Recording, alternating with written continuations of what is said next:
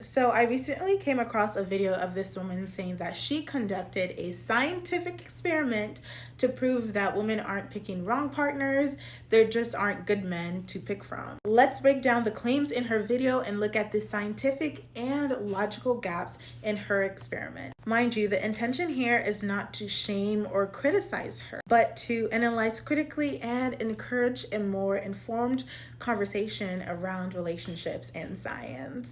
So for this summer, I decided to give every single guy my phone number because a lot of times people act as though good men is in such an abundance. So if they're in such an abundance, if there are good men everywhere, clearly I should be able to meet one, right? Clearly. So for one summer, I decided that I was going to give every single guy my phone number. I think it was about 10 to 11 guys that approached me that summer, one of the other, 10 or 11.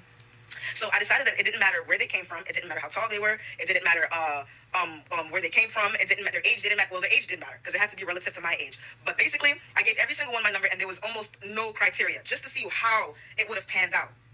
And of course, they all wanted the same things. They all wanted intimacy very early on and domestic labor and favors. Those three. They all, my nails are missing, but they wanted all of those things. Okay, so the whole video is a tad bit long, so I didn't want to play the whole thing. She talks about conducting a scientific experiment. She says that in the beginning. I just cut it out because it was too long. However, the process that she describes does not follow any formal research design. In a scientific experiment, you need to have a clearly defined question or hypothesis. You need to have control groups and a method for measuring the outcomes in a consistent and objective way. Her approach of giving every guy her number in one summer who asked for it is more anecdotal, not experimental. There were no controls for location, personality differences, timing, or the context in which the men approached her. Also, she did not define any criteria as to what qualifies someone to be a quote-unquote good man. Without that, there's no operational definition and no measurable outcome. This makes her findings unscientific and based on personal interpretation.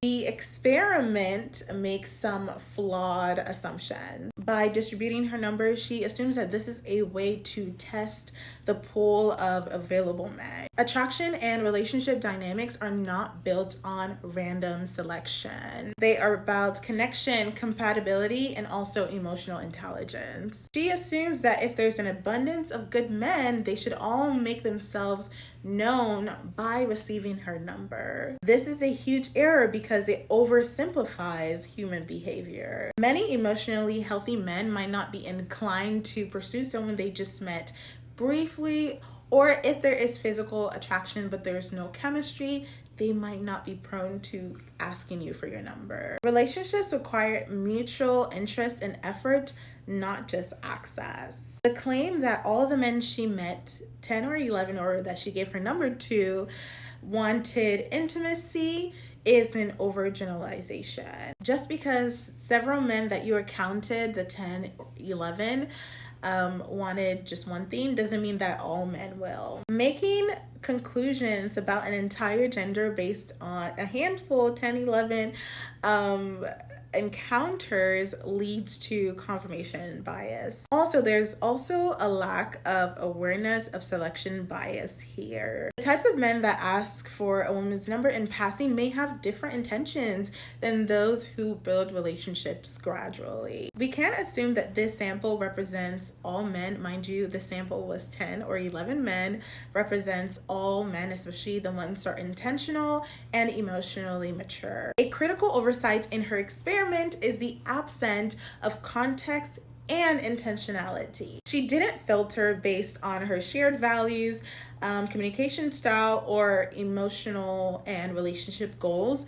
These are things that matter in a true relationship. Instead, she left the selection based on the random encounters and proximity. In research, when you fail to control for external variables, for example, where the interaction occurred, what was said, the tone, and also the nonverbal cues, you introduce major confound. Her experiments are based on a social experiment on accessibility and availability rather than a genuine test of relational compatibility. Also, the biggest flaw is how the results are interpreted. Rather than acknowledging that this was a limited and self-conducted trial. She generalized the outcomes as proof that good men don't exist and they are rare to find. But this could as easily indicate that her selection of method were ineffective, or her expectations were misaligned in the way that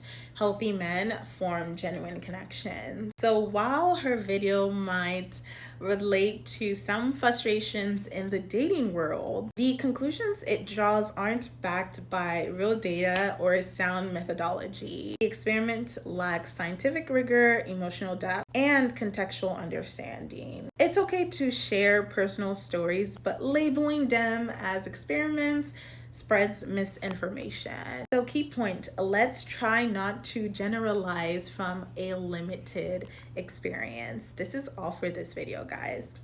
I hope this was helpful. Let me know if you have any questions, comments, or concerns.